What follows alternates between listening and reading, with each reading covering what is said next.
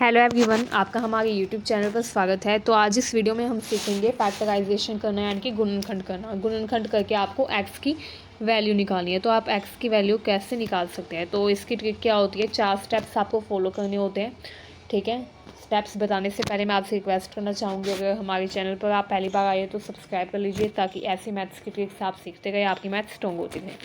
And video को साथ ही share भी करें।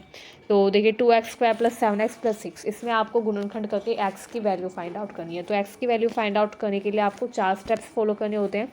पहला स्टेप जो होता है वो ये होता है कि आप 6 and इस 2 को मल्टीप्लाई करेंगे, ठीक है। 6 × 2, उसके बाद आपका आंसर क्या आया, 12 आया। अब जो भी आपका आंसर आता है उसको आप अपने माइंड में रखेंगे कि हाँ आपका आंसर ये आया है। उसके बाद आपको ये जो लास्ट वाला नंबर है इसके पहले वाला साइन देखना है। यहाँ पर कौन सा साइन है, प्लस का साइन है।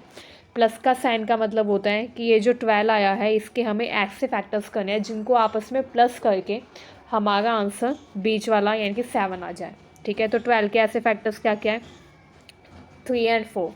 3 4 जो 12 होता है, ये आपको पता है। अब 3 and 4 को अगर आप प्लस करेंगे तो आपका 7 आएगा, यानी कि ऐसे फैक्टर आपने कर दिया है जिनको प्लस करके आपका आंसर 7 आए।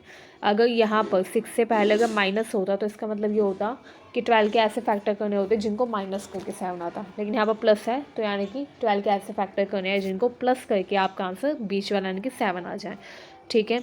अब आप क्या करेंगे, अब आपको ये करना है कि ये जो 3 and 4 आया है इनके आपको साइन चेंज कर देने हैं, ठीक है। अब अगर आप 3 and 4 के साइन चेंज करेंगे तो आपका आंसर क्या आ जाएगा, -3 and -4, ठीक है। अब आपको क्या करना होता है, इन दोनों को जो x² था उसके कोफिशिएंट से डिवाइड करना होता है। तो x² का कोफिशिएंट क्या दिया था आपको, 2 दिया था, तो यानी कि आप इन दोनों को 2 से डिवाइड कर देंगे, ठीक है। -3 को 2 से डिवाइड किया तो आपका आंसर आ गया -1.5, कोमा 4 को आपने 2 से डिवाइड किया तो आपका आंसर आ गया -2, यानी कि यही आपके 2 फैक्टर्स हो जाएंगे, ठीक है। ये आपका आंसर हो जाएगा। इसी तरीके से ये देखिए यहाँ पर भी ऐसा ये क्वेश्चन दिया हुआ है, 2x² - 13x + 20। तो आप यही करेंगे, पहले इस वाले नंबर को इससे मल्टीप्लाई कर देंगे। 20 × 2 अगर आप करते हैं तो आपका आंसर कितना आएगा, 40 आएगा।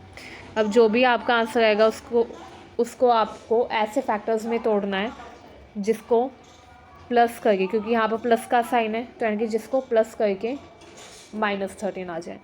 तो 40 के फैक्टर्स कौन कौन से होते हैं, 40 के फैक्टर्स एक तो होते हैं 2, 20। अब 2, 20 तो नहीं हो सकता, क्योंकि 20 and 2 को अगर आप प्लस करेंगे तो 22 होगा। अब इसका एक फैक्टर हो सकता है 5 and 8, एंड 8 and 5 को अगर आप प्लस करेंगे तो आपका आंसर 13 आ जाएगा। तो यानी कि 2 फैक्टर्स आपके क्या क्या होंगे, 5 and 8, जिनको प्लस करके आपका 13 आ जाए, ठीक है। क्योंकि हमें बीच वाला नंबर लेके आना होता है, बट यहाँ पर हमको 13 नहीं चाहिए, हमको -13 चाहिए। तो हम क्या करेंगे, तो हमारे 2 फैक्टर्स 5 and 8 थे जिनको प्लस करके हमारा 13 आ जाएगा, लेकिन हमको 13 नहीं चाहिए, हमको -13 चाहिए। तो इसका मतलब ये है कि हम क्या करेंगे, इन दोनों का साइन माइनस का कर देंगे, क्योंकि माइनस माइनस भी प्लस हो जाते हैं। तो -5, -8 आपका हो जाएगा -13। तो हमारे 2 स्टेप्स कंप्लीट हो गए। पहले स्टेप में इस वाले नंबर को इस वाले नंबर से मल्टीप्लाई करना था, दूसरे स्टेप में गुणनखंड करना था हमको, जिसको ब्रेक करके प्लस या माइनस करके हमारा आंसर बीच वाला आ जाए, वो भी कर दिया हमने।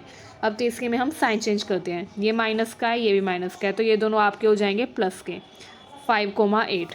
अब फोर्थ जो स्टेप होता है उसमें हमें क्या करना होता है, इन दोनों को x² के कोफिशिएंट से डिवाइड करना होता है, यानी कि इन दोनों को हम 2 से डिवाइड कर देंगे, ठीक है। कैसे डिवाइड करेंगे देखते हैं। 5 / 2, 8 / 2, तो आपका आंसर आ जाएगा 2.5, 4, ये आपका आंसर हो जाएगा, ठीक है।